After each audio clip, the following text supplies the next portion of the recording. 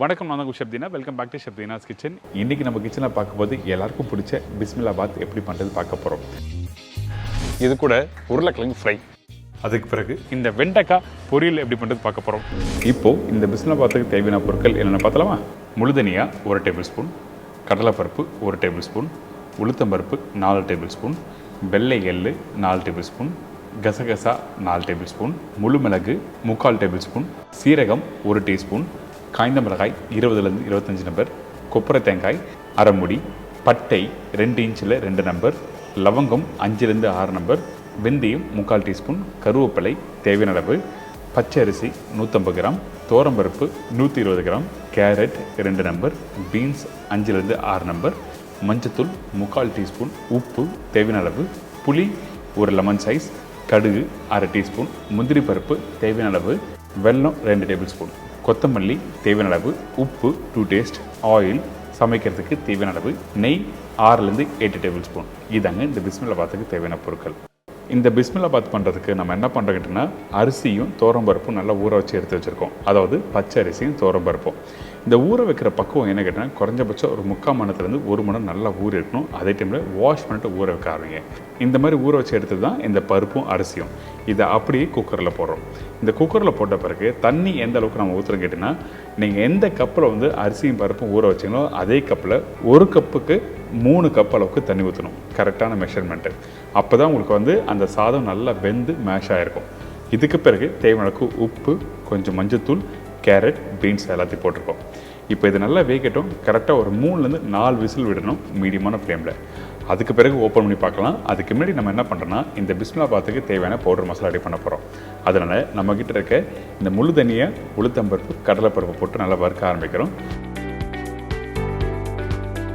எதுக்காக இந்த 3 இன்க்ரீடியன்ஸ் போட்டு வறுக்க ஆரம்பிக்கிறேங்கன்னா காரணம் இருக்குது. இந்த உளுத்தம்பருப்பு, கடலைப்பருப்பு, முழுதனியாக வறுக்கிறதுக்கு டைம் எடுக்கும். அதனால் ஸ்லோ ஃப்ளேமில் இந்த மாதிரி நல்லா வறுத்துருங்க. அதுக்கு பிறகு இதில் கசகசா, வெள்ளை எள்ளு இதெல்லாம் போட்டு திருப்பி வறுக்க போகிறோம். அது எப்படி பண்ணுறது சொல்லி ஸ்டெப் பை ஸ்டெப்பாக பாருங்கள்.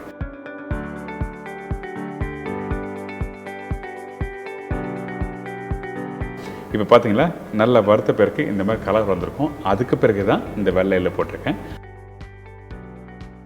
அதே டைமில் கசகசா. இந்த வெள்ளை எள்ளும் கசகசாவும் நீங்கள் ஸ்டார்டிங்கே போட்டால் சீக்கிரமாக பொரிஞ்சு வந்துடும். அப்படி வந்தால் உங்களுக்கு கண்டிப்பாக நல்லா இருக்காது. சம்டைம் தீஞ்சு போகிறதுக்கும் வாய்ப்பு இருக்குது. அதனால தான் கடைசியாக போட்டு லைட்டாக வறுத்த பிறகு கலர் மாறும். பார்த்தீங்களா, அந்த டைமில் இந்த முழு மிளகும் சீரகம் போட்டு திருப்பி வறுக்க ஆரம்பிக்கிறோம்.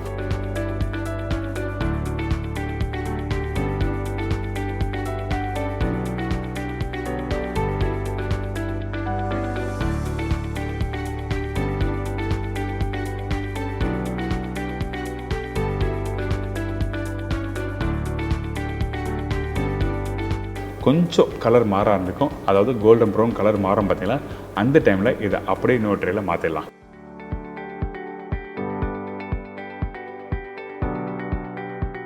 இதுக்கு பிறகு நம்ம என்ன பண்ணுறோம், அந்த கொப்பரை தேங்காவும் அதுக்கப்புறம் காஞ்ச மிளகாவும் வறுக்க போகிறோம். அதனால் 1 டேபிள் ஸ்பூன் அளவுக்கு நல்லெண்ணெய் ஊற்றிருக்கேன். இந்த நல்லெண்ணெய் போட்ட பிறகு நம்ம பொடிசை கட் பண்ணி வச்சுருக்க கொப்பரை தேங்காய்,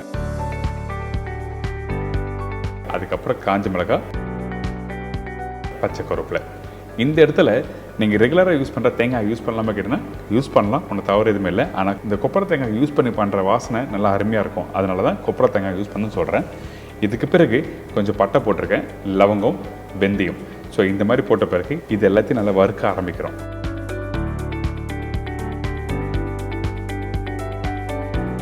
கொஞ்சம் கலர் மாறும். அந்த தேங்காய் கோல்டன் ப்ரௌன் கலர் மாறுற டைமில் அடுப்பை விட்டு ஆஃப் பண்ணணும். அதே டைமில் அந்த தேங்காய் காஞ்ச மிளகாய் கருக்கக்கூடாது. தேங்காய் தீஞ்சு போகிற மாதிரி இருந்தால் கண்டிப்பாக யூஸ் பண்ணாதீங்க, டேஸ்ட் மாற்றிடும். அதனால் கரெக்டாக கோல்டன் ப்ரௌன் கலர் வந்த பிறகு இந்த மாதிரி ஸ்டேஜ் வந்தோடனே இதை அப்படியே நம்ம என்ன பண்ணுறோம், ஏற்கனவே வறுத்து வச்சுருக்க முழு தனியாக கடலைப்பருப்பு இருக்குது பார்த்தீங்களா, அதில் இதை போட்டு நல்லா சூடு ஆறட்டும்னு சொல்லி விட்டுருங்க.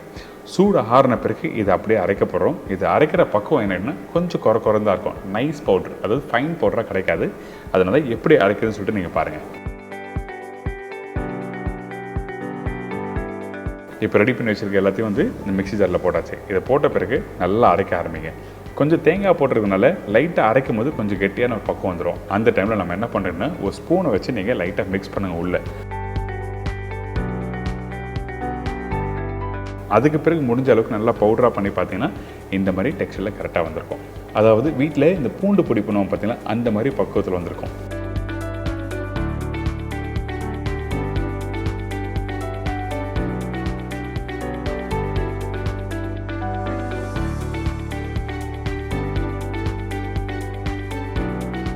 இப்போ இந்த பிஸ்மில்லாபாத் பவுடர் எப்படி பண்ணுறது எல்லாம் தெரிஞ்சிருக்கோம்.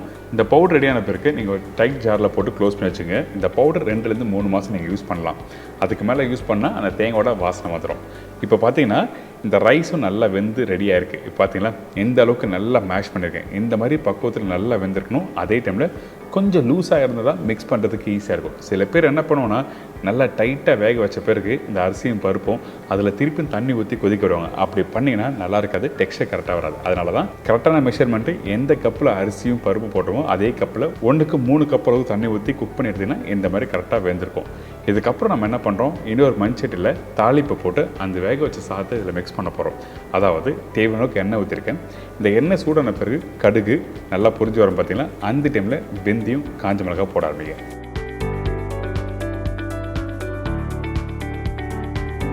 இந்த காஞ்ச மிளகாய் போடும்போது நல்லா உடச்சி போடணும். அப்போ தான் அந்த காஞ்ச மிளகாய் காரமும் நெடியும் வந்தால் நல்லாயிருக்கும். அதனால தான் காஞ்ச மிளகாய் உடச்சி போடுறேன். இதுக்கப்புறம் இந்த பச்சை கருவேப்பிலை, மஞ்சத்தூள், அதே டைமில் இந்த புளி தண்ணியை கரைச்சி ரெடியாக வச்சுக்கோங்க. மஞ்சத்தூள் போட்ட உடனே இந்த புளி தண்ணியை இதில் ஊற்றி நல்லா மிக்ஸ் பண்ணுறோம். அந்த புளி தண்ணி நல்லா கொதிக்கணும். அதே டைமில் கொஞ்சம் வேணும்னா தண்ணி ஊற்றிக்கலாம். அந்த பச்சை வாசனை போன பிறகு தான் அடுத்த ஸ்டேஜ் போகணும். சரிங்களா, இது ரொம்ப இம்பார்ட்டன்ட். புளி தண்ணி கொதிக்காமல் அரிசி இதில் போட்டிங்கன்னா கண்டிப்பாக டேஸ்ட் கொடுக்காது. அதனால தான் புளி தண்ணி நல்லா கொதிக்க வேணும்னு சொல்கிறேன். இதுக்கப்புறம் கொஞ்சம் கொத்தமல்லியும் போட்டிருக்கேன். அதே டைமில் கொஞ்சம் உப்பும் போட்டிருங்க. உப்பு போட்டால் தான் அந்த புளி நல்லா வெந்த பிறகு நீங்கள் டேஸ்ட் பண்ணும்போது அந்த பச்சை டேஸ்ட் இருக்கா இல்லைன்னு சொல்லி தெரிய வரும். அதனால தான் உப்பு போட்டு செக் பண்ண சொல்ல வரேன். இப்போ ஓரளவுக்கு நல்லா வெந்து ரெடியாக இருக்குது. இந்த டைமில் நம்ம என்ன பண்ணுறோம், வெல்லம் போடுறோம். வெல்லம் கண்டிப்பாக யூஸ் பண்ணணும். எதுக்காக கேட்டால் இந்த ரெசிபி பொறுத்த வரைக்கும் காரம், புளிப்பு, இனிப்பு 3மே சேர்ந்த மாதிரி தான் இருக்கும் இந்த டேஸ்ட்டு. அந்த வெல்லம் புளி நல்லா கரைஞ்ச பிறகு நம்ம என்ன பண்ணுறோம், வேக வச்சிருந்த சாதத்தை இதில் போட்டு நல்லா மிக்ஸ் பண்ணுறோம்.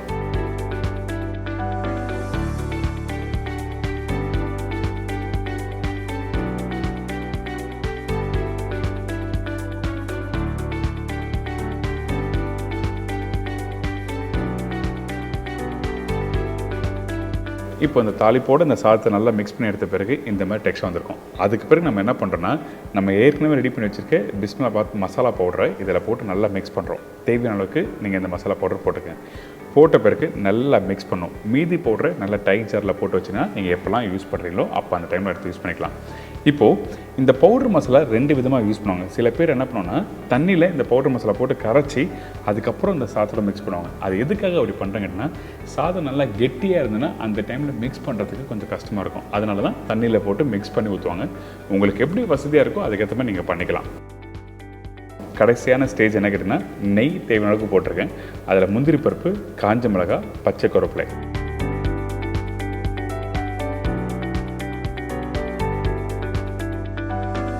இதெல்லாம் போட்ட பிறகு கொஞ்சம் கோல்டன் ப்ரௌன் கலர் வரும். அதுக்கு பிறகு நம்ம என்ன பண்ணுறோம், டேரெக்டாக ஏற்கனவே ரெடி பண்ணி வச்சுருக்கேன் அந்த பிஸ்மில்லாபாத்தில் போட்டு நல்லா மிக்ஸ் பண்ணி எடுத்து சர்வ் பண்ணால் ஒரு சூப்பரான பிஸ்மில்லாபாத் ரெடி.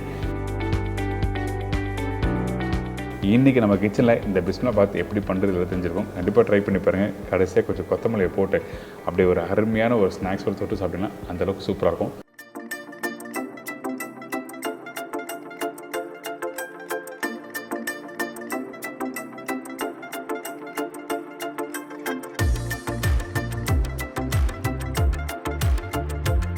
இப்போ உங்கள் எல்லாருக்கும் தெரிஞ்சிருக்கும் இந்த பிஸ்மில்லாபாத் எப்படி பண்ணுறதுன்னு. கண்டிப்பாக ட்ரை பண்ணி பாருங்கள். அடுத்தது பொட்டேட்டோ சிப்ஸ் எப்படி பண்ணுறது பார்க்க போகலாமா? பொட்டேட்டோ சிப்ஸ் தேவையான பொருட்கள்: உருளைக்கிழங்கு 4 நம்பர், கார்ன்ஃப்ளவர் 3லேருந்து 3 டேபிள் ஸ்பூன், கொத்தமல்லி தேவையான அளவு, உப்பு தேவைக்கேற்ற, ஆயில் ஃப்ரை பண்ணுறதுக்கு தேவையான அளவு. இதாங்க உருளைக்கிழங்கு சிப்ஸ் தேவையான பொருட்கள். இந்த உருளைக்கிழங்கு சிப்ஸ் பண்ணுறதுக்கு நம்ம என்ன பண்ணுறது கேட்டிங்கன்னா, ஃபஸ்ட்டு நம்ம வீட்டில் ரெகுலராக யூஸ் பண்ணுற அந்த உருளைக்கிழங்கை நீங்கள் வீட்டில் யூஸ் பண்ணலாம். இந்த கிழங்கை வந்து நல்ல ஜூலின், அதாவது நீட்டாக ஜூலினாக தின்னாக கட் பண்ணி எடுத்துருங்க. ரொம்ப இம்பார்ட்டன்ட், இந்த ரெசிபி பண்ணுறதுக்கு ஃபஸ்ட்டு நல்லா தின்னாக கட் பண்ணி எடுத்துக்கணும். அப்போ தான் உங்களுக்கு வந்து ஃப்ரை பண்ணி எடுக்கும்போது கிறிஸ்பியாக வரும். அதனால தான் திருப்பி ரிப்பீட் பண்ணி சொல்கிறேன். இதுக்கப்புறம் கார்ன்ஃப்ளவர் போட்டிருக்கோம். இந்த கார்ன்ஃப்ளவர் எதுக்காக யூஸ் பண்ணுன்னா, பைண்டிங் ஏஜென்ட், அதாவது கொத்தமல்லியும் அதுக்கப்புறம் உப்பும் சேர்க்கறதுக்கு வந்து இந்த கார்ன்ஃப்ளவர் தேவைப்படுது. இன்னொரு விஷயம் என்ன கேட்டிங்கன்னா, ஃப்ரை பண்ணும்போது நல்லா கிறிஸ்பியாக கொடுக்கும். அதனால தான் கார்ன்ஃப்ளவர் யூஸ் பண்ணுறோம். இந்த கார்ன்ஃப்ளவர் போட்ட பிறகு நீங்கள் தண்ணி தெளிக்கலாமா கேட்டிங்கன்னா, கண்டிப்பாக தெளிக்கக்கூடாது. ஏன் கேட்டிங்கன்னா, அந்த உருளைக்கிழங்கில் ஒரு 2 நிமிஷம் கழித்து அந்த தண்ணி விட ஆரம்பிக்கும். அந்த கார்ன்ஃப்ளவர் கரெக்டாக அப்சர்வ் பண்ண ஆரம்பிச்சிடும். அதுக்கு பிறகு நம்ம டேரெக்டாக ஃப்ரை பண்ண வேண்டியது தான். திருப்பியும் சொல்கிறேன், தண்ணி தெளித்து நீங்கள் மிக்ஸ் பண்ண வேண்டாம். கண்டிப்பாக ஒரு 2 நிமிஷம் வச்சு தண்ணி விட ஆரம்பிச்சிடும் உருளைக்கிழங்கு. இப்போ எண்ணெய் நல்லா சூடாக இருக்குது. 1 by 1 அப்படி போட்டு நல்லா ஃப்ரை பண்ண ஆரம்பிச்சிருங்க.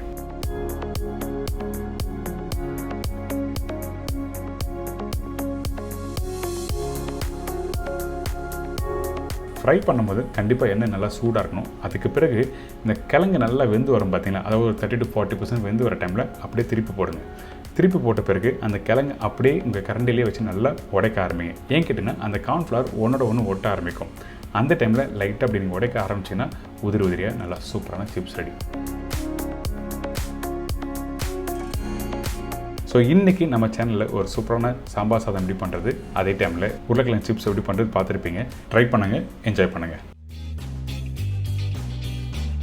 அதுக்கு பிறகு வெண்டைக்காய் பொரியல் ரெகுலராக பண்ணுற ஸ்டைல் இல்லாமல் இன்னொரு மெத்தடில் சொல்லி கொடுக்க போகிறேன். இப்போ அந்த ரெசிபிக்கு தேவையான பொருட்கள் பார்த்தலாமா? வெண்டைக்காய் 1/2 கிலோ, உளுத்தம்பருப்பு 1 கப்பு, கடலைப்பருப்பு 1/2 கப்பு, முழு தனியா 1/4 கப்பு, முழு மிளகு 10லேருந்து 15 நம்பர், சீரகம் 1 டீஸ்பூன், காய்ந்த மிளகாய் 10 நம்பர், வெங்காயம் 1 நம்பர், முந்திரி பருப்பு தேவையான அளவு, மஞ்சத்தூள் சிறிதளவு, சில்லி பவுடர் 1/4 டீஸ்பூன், தனியா பவுடர் 1/4 டீஸ்பூன், பெருங்காயம் 1/2 டீஸ்பூன், கடுகு 1/4 டீஸ்பூன், கருவேப்பிலை தேவையான அளவு, கொத்தமல்லி தேவையான அளவு, உப்பு தேவையான அளவு, எண்ணெய் குக் பண்ணுறதுக்கு தேவையான அளவு. இதாங்க இந்த ரெசிபிக்கு தேவையான பொருட்கள். இந்த ரெசிபியோட பேர் என்ன, வெண்டைக்காய் பொடி தூள் சொல்லுவாங்க, அப்படின்னா பிரட்டை சொல்லுவாங்க.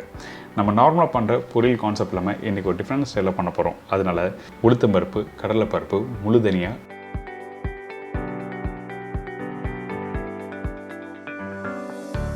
சீரகம், மிளகு,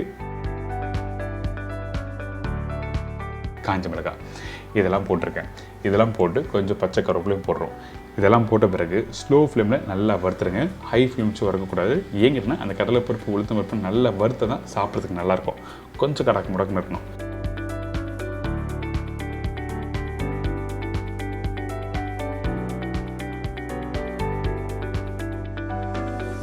இதுக்கு பிறகு மிக்ஸி ஜாரில் போட்டு நல்லா அரைச்சிருங்க.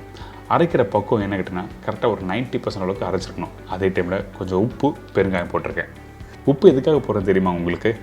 உப்பு போட்டால் தான் அந்த நீங்கள் அரைக்கிற பவுடர் வந்து கரெக்டாக இருக்கா இல்லையான்னு சொல்லி செக் பண்ணுறதுக்காக உப்பு போடுவாங்க. இப்போ பாருங்கள், கரெக்டாக ஒரு 90% அளவுக்கு பவுடர் ரெடி பண்ணி வச்சுருக்கோம். இந்த மாதிரி தான் இருக்கணும். ஃபைன் பவுடராக இருந்தால் நல்லா இருக்காது. கொஞ்சோண்டு குறை இருந்தால் மட்டும்தான் சாப்பிட்றதுக்கு நல்லாயிருக்கும். இப்போ இந்த பவுடர் ரெடி ஆகிடுச்சு. இதுக்கப்புறம் இந்த வெண்டைக்காவை ஃப்ரை பண்ண போகிறோம். அதுக்கு முன்னாடி இந்த வெண்டைக்காய் பாருங்கள், நல்லா பொடிசாக கட் பண்ணி வச்சுருக்கேன். இந்த மாதிரி நல்லா பொடிசாக இருக்கணும், பெருசாக இருக்கக்கூடாது. திக்காக இருந்தால் கண்டிப்பாக நல்லா இருக்காது. ஏன் கேட்டேன்னா ஃப்ரை பண்ணுற பக்கம் வந்து மாறும். அதனால தான் எல்லாமே ஒரே மாதிரி ஈவனாக கட் பண்ணி வச்சுருக்கேன் பொடிசாக. அதே டைமில் இந்த வெண்டைக்காய் ஃப்ரை பண்ணும்போது எண்ணெய் நல்லா சூடாக இருக்கணும். சூடு இல்லாத எண்ணெயில் போட்டிங்கன்னா இந்த வெண்டைக்காய் எண்ணெய் பிடிக்க ஆரம்பிச்சிடும். அதுக்கு பிறகு ப்ரிப்ரேஷன் நல்லா இருக்காது. அதனால தான் நம்ம என்ன பண்ணுறோம், நல்ல சூடான எண்ணெயில் கரெக்டாக போட்டு அதிகபட்சம் ஒரு 2லேருந்து 3 நிமிஷம் நீங்கள் எடுத்துலாம். கரெக்டான குவான்டிட்டி போட்டிங்கன்னா 2லேருந்து 3 நிமிஷம் தான் டைம் எடுக்கும். ரொம்ப நேரம் டைம் எடுக்காது.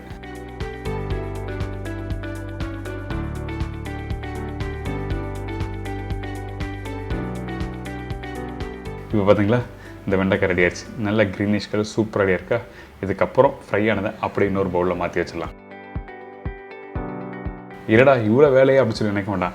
இந்த மாதிரி ஒரு சின்ன சின்ன சேஞ்சஸ் வாரத்தில் ஒரு நாளோ இல்லை மாதத்தில் ஒரு நாளோ பண்ணினா உங்கள் வீட்டில் இருக்க மக்கள் நல்லா விரும்பி சொல்கிறாங்க. அதனால தான் இன்றைக்கி நம்ம டிஃப்ரெண்ட் ஸ்டைலில் பண்ணுறோம் இந்த வெண்டைக்காய் பொரியல். இதுக்கு பிறகு ஒரு கடாயில் எண்ணெய் ஊற்றிருக்கேன். அந்த எண்ணெய் சூடான பிறகு கொஞ்சம் கடுகு, சீரகம்,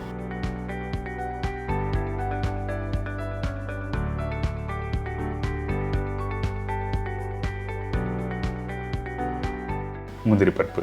இந்த முந்திரி பருப்போட காஞ்ச மிளகாய் உடச்சி போடுங்க. கொஞ்சம் அந்த காரம் நல்லாயிருக்கும். அதே டைமில் கொஞ்சம் பச்சை கருவேப்பிலை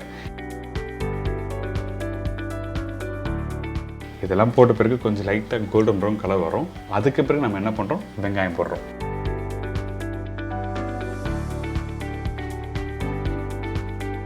அந்த வெங்காயம் அதிகமான குவான்டிட்டி வேண்டாம், நான் சொன்ன குவான்டிட்டி கரெக்டாக இருக்கும். சரிங்களா? இந்த வெங்காயம் கொஞ்சம் லைட்டாக வதங்கி வர டைமில் நம்ம என்ன பண்ணுறோம், இதில் கொஞ்சம் பவுடர் மசாலா போட போகிறோம்.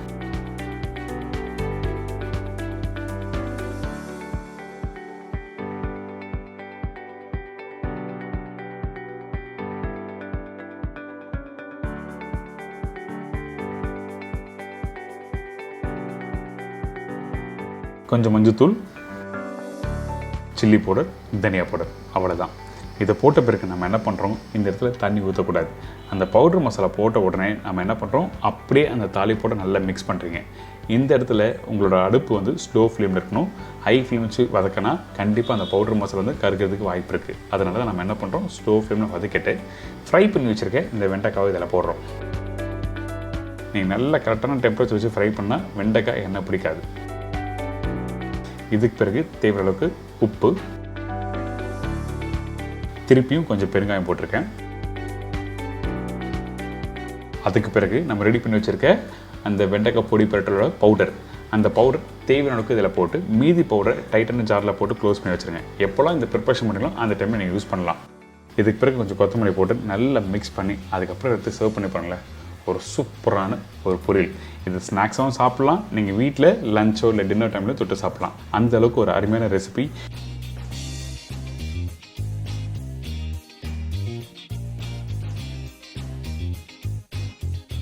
கண்டிப்பாக ட்ரை பண்ணுங்கள், என்ஜாய் பண்ணுங்கள், மறக்காமல் ஃபீட்பேக் கொடுங்க.